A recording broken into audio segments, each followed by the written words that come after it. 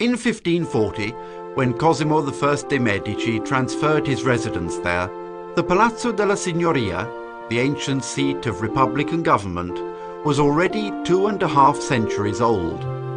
The palazzo is the result of a long series of alterations, enlargements and reconstructions which Cosimo continued and rationalized at the same time, together with vast decorative schemes.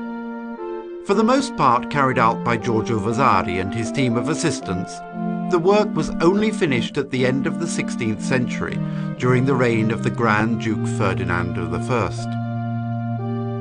The south facade of the building, overlooking Via della Ninna, preserves especially evidently the signs of the architectural stratifications and transformations which took place over the centuries. The original nucleus, attributed to Arnolfo di Cambio, consists of the stone cube overlooking the piazza. Intended to house the priors of the guilds and the Gonfalonier of Justice, that is to say, the supreme governing body of the city, the glittering building, massively rusticated, crowned with battlements and surmounted by an imposing tower 95 meters high, was begun in the late 13th century and finished in 1313. The first enlargement of the palazzo took place in 1342, when Gualtieri di Brienne, Duke of Athens, Lord of the city, took possession of it and decided to build a new wing to the east of the original structure. The lordship of Gualtieri was too brief to allow him to complete this project. It is still possible to see the extension of the fortified wall and a small door leading to a secret staircase, hollowed out of the thickness of the wall, by which one could go up and down unobserved. In the detached fresco attributed to the painter Orcagna, we can clearly discern the likeness of a medieval fortress which the lordship of the Duke of Athens conferred upon the palazzo, although only for a brief period. The entrances are protected by antiporte, small defensive towers which make the Palazzo dei Priori look very like a castle. The first extensive expansion of the palazzo took place only at the end of the 15th century, when, under the influence of the Dominican friar Girolamo Savonarola, the Sala del Consiglio was constructed, later to be enlarged and renovated by Vasari.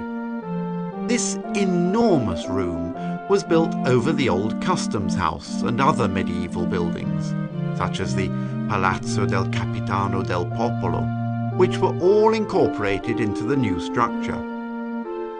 A memory of the old portion survives today in the name of the courtyard of the customs house, while traces of the Palazzo del Capitano del Popolo are still to be seen in the structure of the walls and the windows of typically 14th century form. To the east of the Salone are the so-called new apartments, begun for Cosimo I by Battista del Tasso in 1540. This enlargement too involved the incorporation of medieval buildings, houses and towers, traces of which remain clearly visible in the succession of arches with windows on the ground floor of the building, while in the area of the apartments of Leo X and of the ones above, the architecture is more typically 16th century, with plastering, pedimented windows and the loggia on the terrace of Saturn.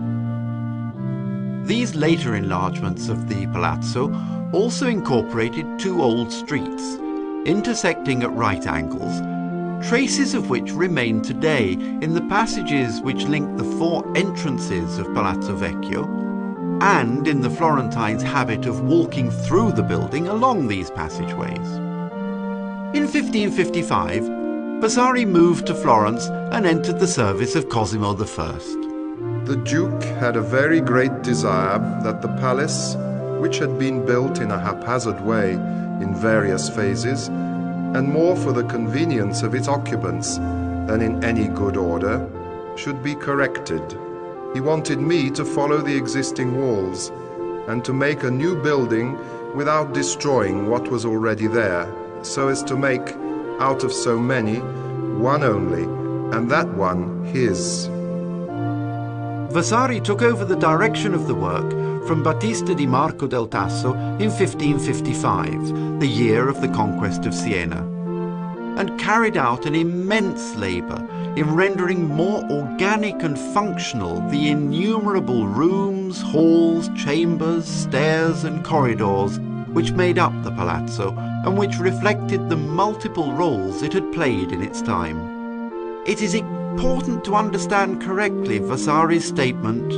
He wanted me to follow the existing walls and to make a new building without destroying what was already there. The Duke's intentions are extremely clear. The adaptation of the palazzo to the requirements of the court was to take place without in any way altering the exterior aspect of the building, which was held to symbolize the ideal values of the city's glorious Republican past. Thus, the tower, taller than any other, was the symbol of the power and liberty of the commune, and the very site on which the original nucleus of the palazzo arose, a group of houses belonging to the hated Uberti family, banished from the city in perpetuity, was perceived in strongly public and political terms.